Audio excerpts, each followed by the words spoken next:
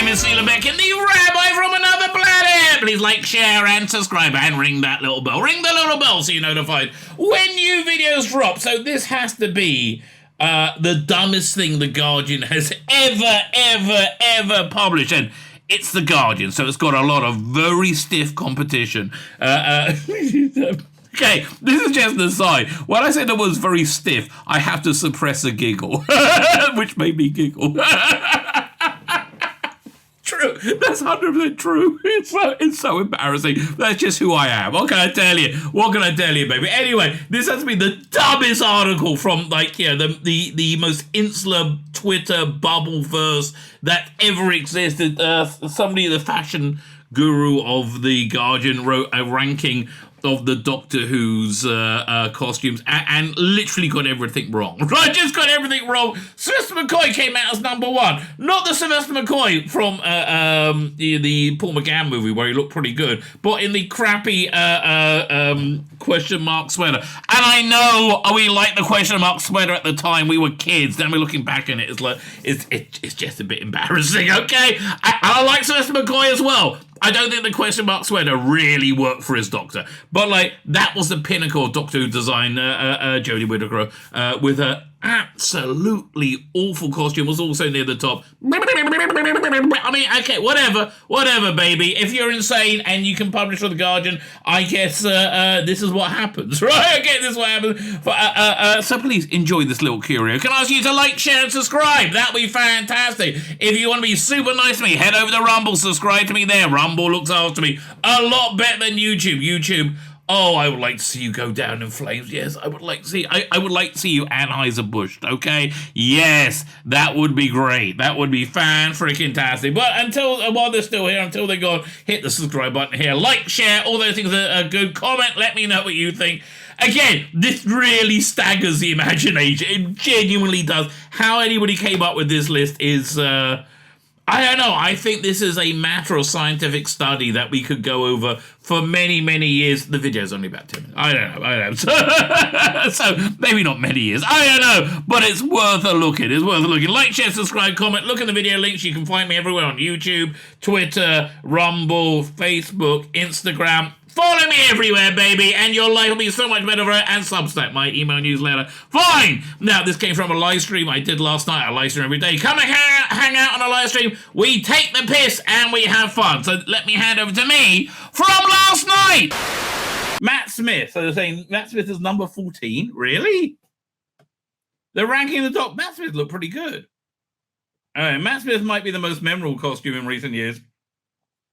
And not in a good way. Thanks to that bow tie, based on tweed jacket, he's able to cross between a lost fifth member of the Libertarian cartoon and a mad scientist. I think that's the idea. He chose the bow tie because it harked back to Patrick Troughton in the late 60s. Yeah, you're a moron, darling. That was like one of the best ones. But Peter Davison, okay, I can see that because that was very designed, right? It wasn't very organic. By the early 80s, Doctor Who eccentricity aesthetics were shifting, and you might say struggling. Davison's look is the result. The Edwardian cricket outfit, complete with the umpire-like hat and striped trousers, is a curio. Add the unexplained celery corsage and ball in Davison's pocket, and the look feels a bit self-consciously crazy. Yeah, I agree, but you're putting him above Colin Baker? Colin Baker above him? Capaldi? I love this costume.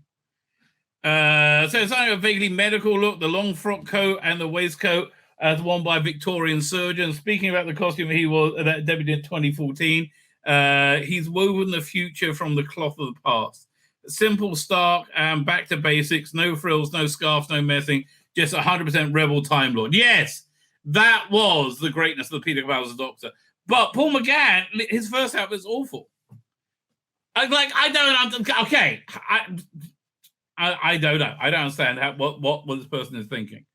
Although the Doctor Who series was suspended in 1989, fans did get a movie in 96 with McGann in his role. His outfit skips over the studded eccentricity of the 80s and goes back to the classic Victorian era inspired look of William Hartnell. Yeah, but it still wasn't that great. It was also part of the plot of the film. The new regenerated Time Lord stills a fancy joke. It always is. You're just an idiot who doesn't know a thing about what you're talking about. It always is a part of the story. Oh. Either way, it's less memorable than some of the other costumes. I mean, David Tennant's only number 9. Number 10 is when Doctor Who first came to the screens in '63, the concept of the show was a futuristic bent of a time traveler sci-fi. William Hartnell's costume seemed to hark back with the loose bow tie, suit, cane, and sometimes monocle. It has an Oz-like energy and influence of future Doctors. Well, not so much as Patrick Troughton did. David Tennant, geek chic. When David Tennant became the Doctor, he doubled down his lanky frame, going for geek chic, a kind of style that Jarvis Cooker would be proud of, wearing a pinstripe suit and a long coat and Converse, a combination of weirdly inspired by an outfit by James Oliver Warren Parkinson. It was the perfect for an era when indie style was at high. Yeah, okay, I agree with them. Patrick Troughton, okay, number 8, fine. Dubbed as a cosmic hobo by fans, Troughton's Doctor was particularly based on Charlie Chaplin's trap look. And a result of the discussion with the production team and the actors, as with Chaplin, Troughton goes for the disheveled look. His coat is too big. His trousers are held together with a safety pin. While the cosplay as a homeless person feels problematic. Using the phrase problematic seems problematic. Troughton's Beatles-style mop-top hair or wig, not to mention the sardonic expression, is charming. Well, it's true. John Pertwee's number 7. Okay, Shooting Up was only number 6. This is crazy. The first 70s Doc, she's gonna put the awful Whittaker costume as number 1, right? With the on-the-nose rainbow.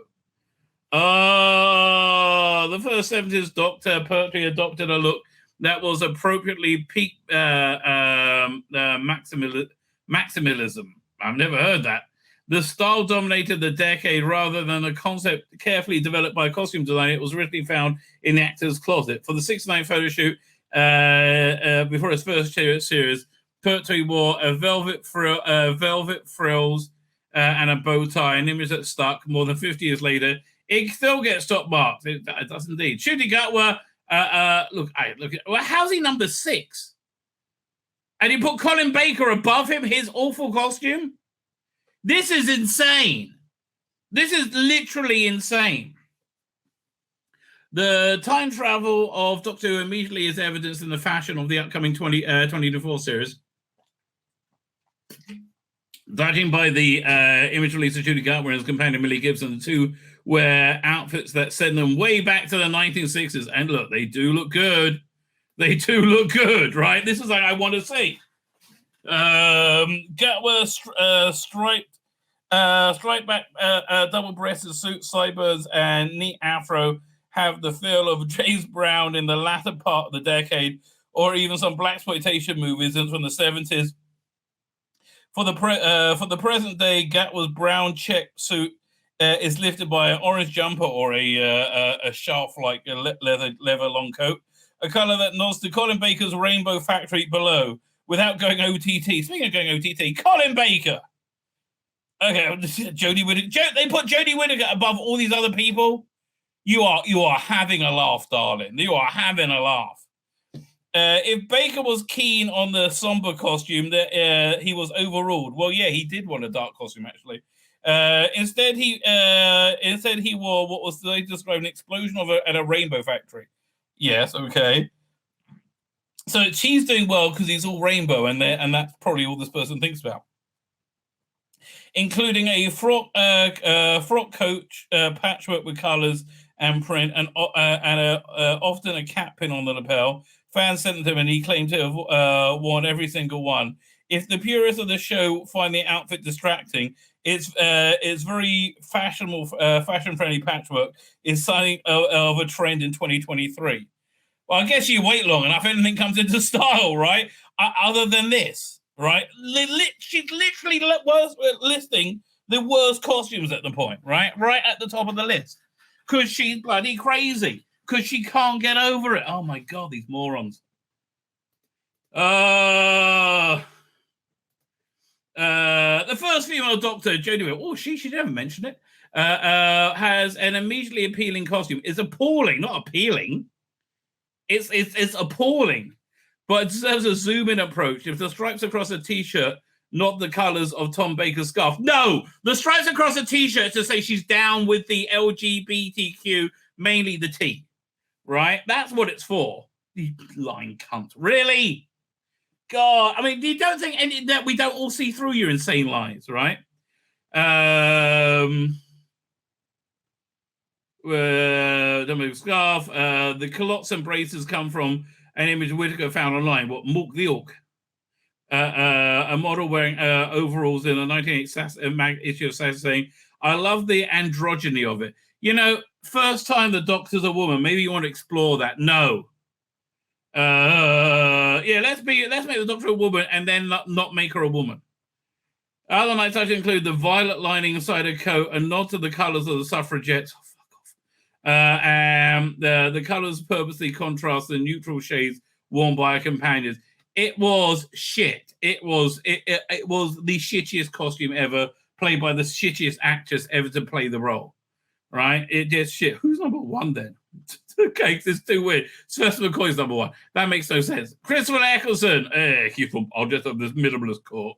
The actor's costume shows the influence of the Matrix franchise on sci-fi in the noughties. That's correct. Eccleston was who starred in the series Revival in 2005, wore a black leather coat, not unlike that worn by Keanu Reeves. Quite a lot unlike, actually. Jesus, bloody Christ. The jacket paired with trousers and V-neck sweater was designed to look a bit more serious in contrast to previous Foppus Doctors and blend in with the crowd. Yeah, that's because when the McGann movie came out, he asked his boss if he liked it. And he said, yeah, I didn't like the fancy dress, though. So he wanted the Doctor to wear something much more naturalistic. That was an idea they kind of threw away pretty quickly. Tom Baker was the Doctor responsible for the still famous Doctor Who scarf, or rather knitted, that was knitted by Begonia Pope. Given the ball to make a scarf by the designer James Atchison. Rather than select different colors, she used up it all and made one and handed back an extra long version. The mistake became a signature for the new Doctor, and it's wonderful, right? And then number one, Sylvester McCoy. How? The last incarnation of Doctor in the original run, Sylvester McCoy, has turned the playful man-up maximalism of the late 80s to contrast shoes, tweed, trousers, and most importantly, sweater vest covering question marks. They got rid of that as soon as they could because they thought it was shit. The design that you could quite finally easily find on the place in Gucci's catwalk today. Really? I don't know. Maybe it just came into style. Man, that is a bad article. Bad article by Crazy Lady. Okay? Bad article by Crazy Lady. My name's Tzvi Lebetkin, the rabbi from another planet. Please like, share, and subscribe, and ring that little bell. Ring the little bell so you're notified when new videos drop.